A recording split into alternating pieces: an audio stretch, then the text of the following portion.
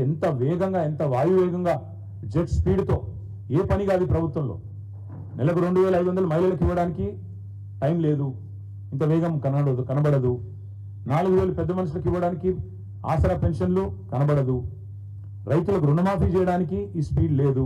కానీ ఈ గ్లోబల్ టెండర్ల కోసం మాత్రం జనవరి 25 రోజే కమిటీ, జనవరి 25 రోజే గైడ్ లైన్స్, జనవరి 25 రోజే అదేవిధంగా టెండర్లు కూడా వెంటనే పిలిచినారు. ఇంకా విచిత్రం ఏంటంటే మిల్లర్లు, రాష్ట్రంలో ఉండే రైస్ మిల్లర్లు వాళ్ళు స్వయంగా కన్సెంట్ ఇచ్చినారు. ఆనాడు సివిల్ సప్లైస్ డిపార్ట్మెంట్కి ఆనాడు కానీ ఈనాడు కానీ 2100 రూపాయలకు మేము కొనుగోలు చేయడానికి సిద్ధంగా ఉన్నాం అని రాష్ట్రంలో ఉన్న రైస్ మిల్లర్లు ప్రభుత్వానికి వాళ్ళు కన్సెంట్ ఇస్తే, కన్సెంట్ అంటే వాళ్ళ ఉద్దేశం ఇనిషియేటివ్ తీసుకొని మేము తీసుకుంటాం అని వాళ్ళు ఆఫర్ ఇస్తే దాన్ని రిజెక్ట్ చేసి వాళ్ళ మాట వినకుండా గ్లోబల్ టెండర్ల పేరిట కొన్ని ప్రత్యేక నిబంధనలు పెట్టి ఇంత టర్నోవర్ ఉండాలి, ఇంత టర్నోవర్ ఉండాలని చెప్పి కొన్ని నిబంధనలు పెట్టి వీళ్ళందరూ ఎవరైతే రైస్ మిల్లర్లు పాపం చిన్నవాళ్ళు ఉన్నారో వాళ్ళందరినీ కూడా ఇందులో పక్కకు నెట్టి ఇవాళ గ్లోబల్ టెండర్లను పిలిచి ఈ గ్లోబల్ టెండర్లు 4 కంపెనీలకు వచ్చేటట్టు రింగ్ చేసినారు. కేంద్రీయ Bandar, LG industries, Hindustan company, నాకాఫ్ అనే 4 సంస్థలు దక్కించుకున్నాయి. ఇక్కడ విచిత్రమైన విషయం ఒకటి, 2023 సంవత్సరంలో ఇదే రాష్ట్ర ప్రభుత్వం ఆనాడు అంటే మా గవర్నమెంట్ ఉన్నప్పుడు గురుకులాలలో మరి ఈ కేంద్రీయ బండార్ అనే సంస్థ ఆనాడు ఆశించిన విధంగా వీళ్ళు పనిచేయలేదు, కాంట్రాక్ట్ దక్కించుకున్న తర్వాత వీళ్ళు సరిగా పనిచేయలేదు కాబట్టి ఈ కేంద్రీయ బండార్ అనే సంస్థను బ్లాక్ లిస్ట్ చేసినాం. టెండర్లలో భవిష్యత్తులో పాల్గొనడానికి వీలు లేదు అని వారిని బ్లాక్ లిస్ట్ చేసింది రాష్ట్ర ప్రభుత్వం, కేంద్రీయ బండార్.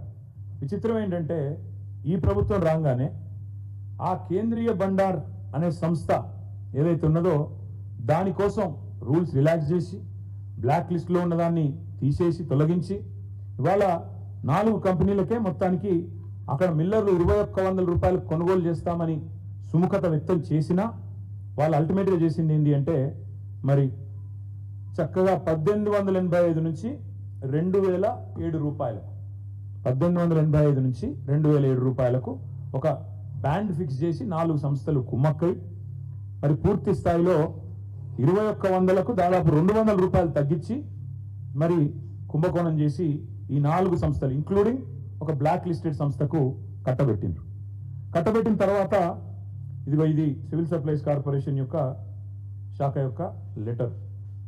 తర్వాత మన కాంట్రాక్ట్ పొందిన సంస్థలకు పెట్టిన కండిషన్ ఏంటంటే 90 డేస్లో 90 రోజుల్లో ఈ 35 lakh మెట్రిక్ టన్స్ ని లిఫ్ట్ చేయాలి, ప్రభుత్వానికి 7,500 కోట్ల రూపాయల డబ్బులు కట్టాలి. ఇక్కడ విచిత్రం, చాలా విచిత్రం, ఈ నాలుగు సంస్థలు ఏవైతే గ్లోబల్ టెండర్స్ లో పార్టిసిపేట్ చేసి దక్కించుకున్నాయో వాళ్ళ యొక్క విధి విధానాలు, ఆ గైడ్ లైన్స్ ప్రకారం టెండర్ ప్రకారం విధి విధానం ఏంటంటే కేవలం ఆ ప్యాడీని లిఫ్ట్ చేయాలి అంతే, అంతవరకు వాళ్ళు ఏ లావాదేవీలో కానీ ఇంకో దానిలో కానీ ఇన్వాల్వ్ కావడానికి లేదు. కానీ ఈ నాకాఫ్ అనే సంస్థ చేసింది ఏంటంటే వాళ్ళు చేయవలసింది కేవలం 90 డేస్లో paddy 35 lakh metric tons paddy lift చేసి 7,500 కోట్లు ప్రభుత్వానికి కట్టాలి. వీళ్ళు ఏం చేస్తున్నారు, మిల్లర్లతో నేరుగా ఆర్థికపరమైన లావాదేవీలు, మనీ లాండరింగ్ పాల్పడ్డారు.